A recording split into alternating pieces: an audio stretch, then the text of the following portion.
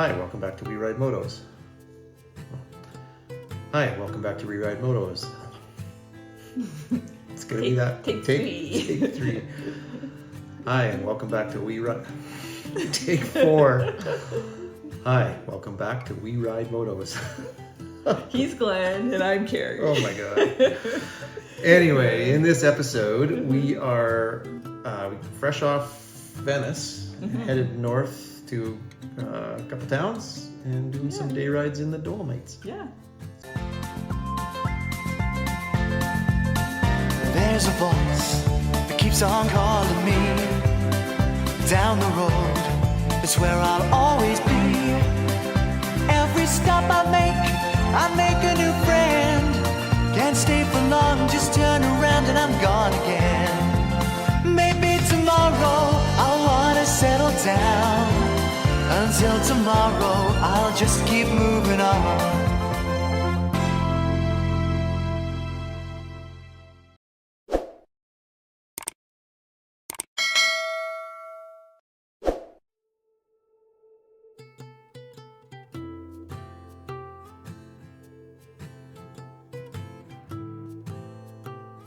We just finished 3 or 4 days in Venice, and we decided we better. It's about time we got helmets after we wiped out. Yeah. A month ago. Yeah. We didn't put it on our priority list, so Yeah, now's the time. I think we Googled it and there was a big shop, a big motorcycle store on our way. So we went in and picked up some new helmets and loaded them up, and then we had an hour's drive north to Vittorio Veneto, which is our friends Mike and Shelley had recommended that place to us. So just kind of right on the edge of the mountains. So it was a we picked up the new helmets and drove a whole hour. Exhausted. And it was kind of a neat place that we stayed at, because the guy that I guess he owned it, and his mom lived there, and she's a Italian lady. Yeah. And so she couldn't speak a lick of English. No. And he had a bakery in town. Yeah, that's right, he did.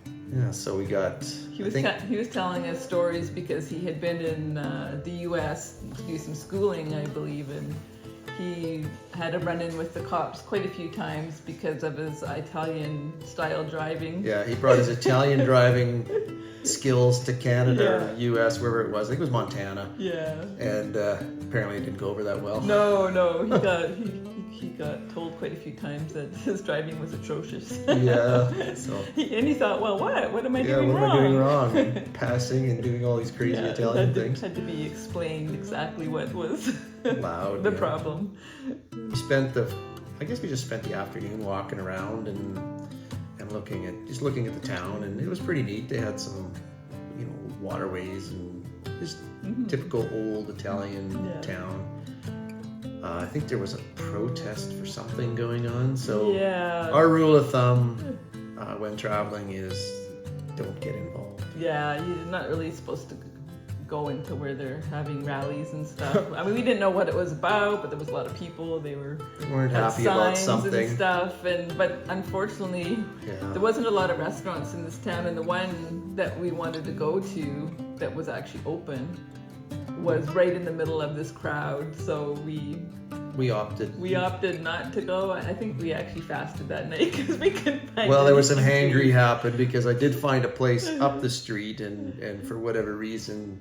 They weren't open yet. We were looking way too early, probably. Yeah, I got fed up. I was having one of my I'm not used to European meat eating schedules, and I just went home and pouted. Yeah, probably that's what you did. Yeah, pretty much. And then the next day, I think we went to the host's little bakery and had breakfast there. Yeah.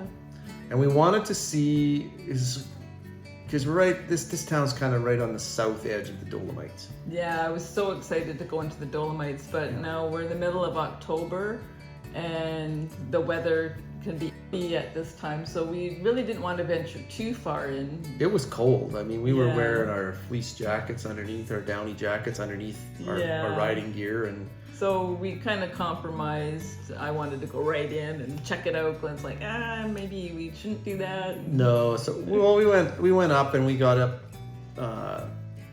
Well, it was kind of neat, and I think it was more by fluke than anything. We just kind of went northwest of the town of Veneto, and we went up, and we ended up in this little road winding up towards the park, and we ended up in this. It's called the Boldo Pass. Yeah. And it's not a high elevation pass, and it's not a or anything too crazy. But the interesting thing is it's a one-way road. So as you approach it, you get the stop sign. They had lights, yeah. Yeah, so you hit the stop yeah. light, and then you have when you get the green light, everybody goes one way. But all the corners are inside tunnels in the mountain. So you go through it in a tunnel, and you come back out, and then you go out in a tunnel. And it was really... Yeah, it was really it was pretty narrow, it was one car wide, and it was pretty sharp corners. Yeah, there was quite a few different tunnels and turns. That was fun. But yeah, Boldo Pass, that was pretty neat. That was a good find by fluke.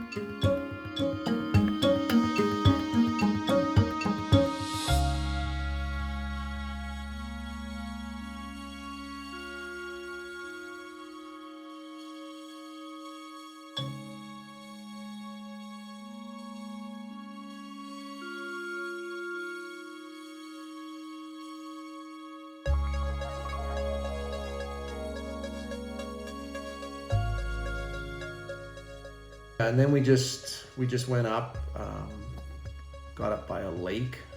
I can't remember what the park was, and we'll have to put it on. Yeah, I'll find it. Yeah.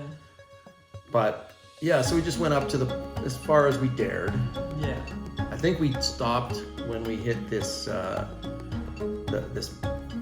tunnel that was one car wide, and what you do is you drive into it slowly and you beep your horn because that's the only way anybody knows somebody's in there. So turn your lights on. Turn the lights on. Yeah, and then we came back. Well, we hit that beautiful lake where we stopped. I think there was a little coffee shop we stopped at. Yeah, and there was a bunch of bikes there, and got talking to a guy. Yeah, and it was in the mountains, and it was a beautiful lake. And we live in the Okanagan, and our lakes are just covered with boats and people doing water sport. But this one was completely... There was nobody on it. Nobody on it. So we were asking him, like, are we just too late in the season? But he said, no, they don't actually use that lake for any kind of water sport. No recreation, no swimming, no nothing. No, because it's polluted. Yeah. I guess the fog from South Italy hits those mountains, and then it kind of condenses into the snow and stuff, and when it melts, the water is undrinkable, and I mean, it's a shame. I mean, which is pretty sad. Yeah. The second day we were in Vittorio. Well, we stayed there 2 nights. So after the second night, we found this little town called I can never say these words. Lamosana. Yeah, it was a little bit further into. Yeah, a whole half hour. Yeah, was that only half an hour? It was a half an hour ride. But the interesting thing was, as you went north, because we don't do the freeways, you travel under the freeways. And so the one in the pictures is the A27. They just build it up above, and you just go under it. It's really huge expanses of cool in one way because they don't disturb any of the little towns and everything. They just put in the big columns and the highways above. But at the same thing, it does distract from... It's quite a sight, like, for sure. We don't have really anything like that in Canada. We have one bridge like that in the Rogers Pass area that took forever to build, and we're all proud of it, but they have those over every little town and everywhere. So. And that would be the expressway if you wanted to get through quickly. Yeah, if you want to get onto that. Yeah, if you want to book it, that's what you take. But toll roads. But the little town that we found was a really cute little town just tucked in the mountains. We got a good deal on Airbnb because it was off season. Yeah, I think we also got a good deal because cute little town tucked away in the mountains, which is what we were looking for. But the church rang the church bells. Yeah, we were right. Every hour of the day and the night. Yeah. Oh my gosh. I guess it's up to the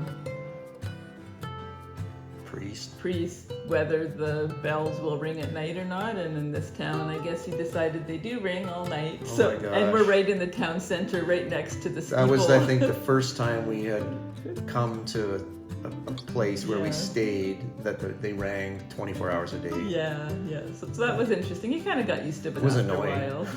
Well, I kind of got used to it. Who got to sleep? Nobody. And the place that we stayed was right above the restaurant, but as we've learned since is that you have to really check hours and days when they're open, because I think it was closed one of the days we were there. Yeah. And then the grocery store is also closed, and there's nothing else in town. No, there was a grocery store and a little restaurant, Yeah. and that was it. Yeah, and you got to check the hours on the grocery store because they're only open certain hours of the day. So if you don't make it there, This was the grocery store that you went into when you were looking for the red wine.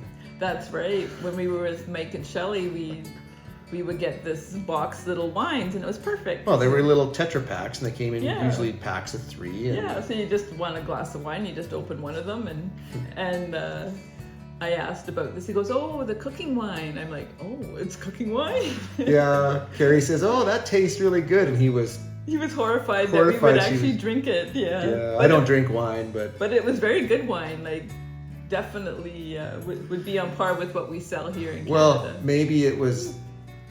maybe we just drink poor wine. maybe. Up our game. Yeah.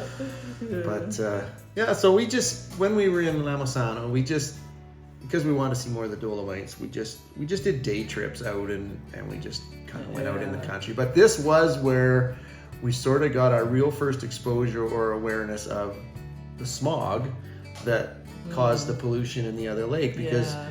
we get there and it's like, we know there's mountains right behind Yeah. these clouds. Yeah.